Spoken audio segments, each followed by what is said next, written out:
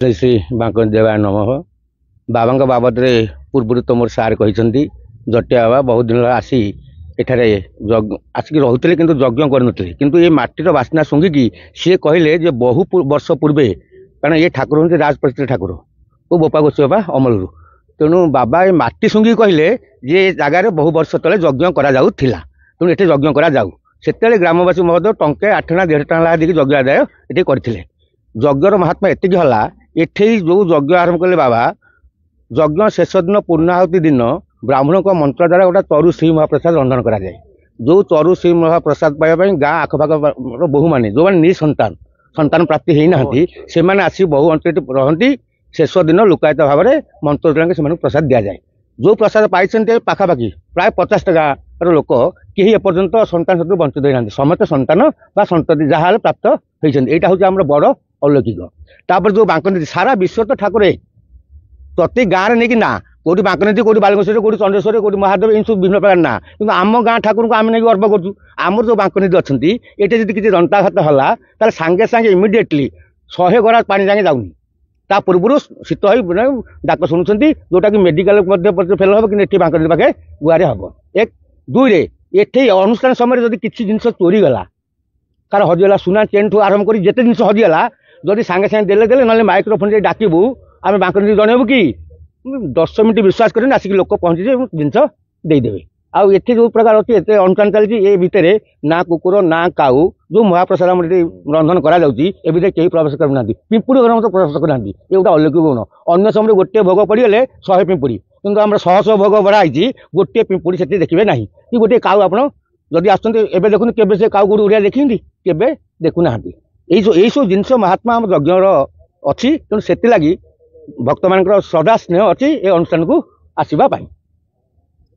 मो ना रूपाली मुझे बांकनीति देव विद्यापीठ माने जंकिया उत्सव गोटे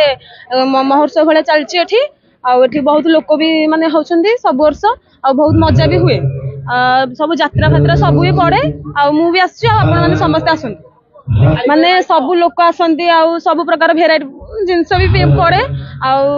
समस्ते आसती सेमती मजा लगे यात्रा सब भाई भौणी लोक समस्ते आसती अन्य गाँव भी आसती खाइली तो चाट चाउमिन मक्का किणिकी तो सब बहुत बहुत जिनस पड़ी सब स्टेशनरी हंगा पड़ी मु पिला दिन देखुची ये यात्रा जंकिया ग्राम रे अनुष्ठित हो आसुची वर्तमान को 20-25 वर्ष 30 वर्ष तले जहाँ अल्प अल्पी होता वर्तमान यात्रा बहुत डेभलप करिची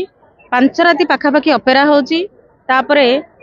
एमती सब जो पसरा मीना बजार ए सब भी परिमाण भी बढ़ी ठाकुरंग कृपारू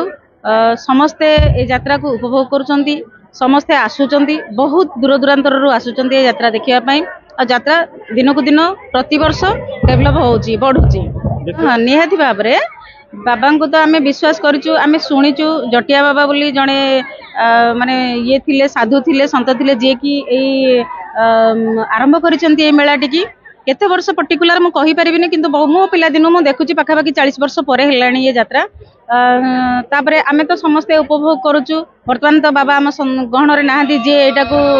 सृष्टि करथिले बा आरंभ करथिले से ताऊ आम गहन रे नाहंती जटिया बाबा ताको ना आमे शुनिचु मु भी ताको देखिची वर्तमान ठाकुरंग कृपारू ग्रामवासी माने मिसिकी समस्ते यात्राटा को तुलौचंती समस्त ये रे सहयोग रे भल रे चलीची एरा भल लागे जेहेतु आमे गाँ गहली रे घर करिचु